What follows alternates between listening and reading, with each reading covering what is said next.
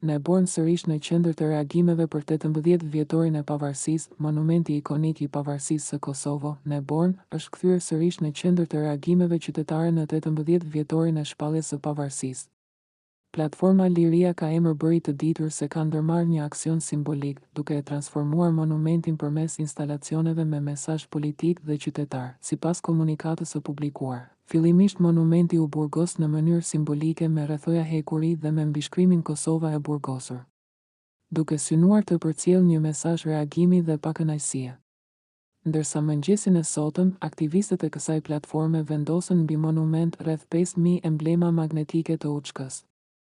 Në njoftim thuhet se aktivistët, të cilët mbrëmjen e kaluar e rrethuan monumentin me hekura metalike duke e shndërruar në një imazh burgu, sot e kanë mbuluar atë me emblemat e Učkës, si pjesë e të njëjtit aksion simbolik. Sipas tyre, ky veprim synon të rikthejë vëmendjen mbi vlerat e luftës dhe sakrificës në përvjetorin e shtetësisë. Aksioni ka nxitur reagime të ndryshme në opinionin publik, veçanërisht në rrjetet sociale, ku qytetarë të shumtë kanë shpërndar pamje nga vendngjarja.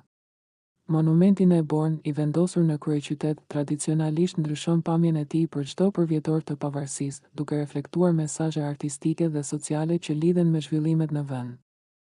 Në këtë 18 vjetor, ai u shndërrua sërish në një simbol debati dhe reflektimi mbi rrugëtimin e Kosovës si shtet.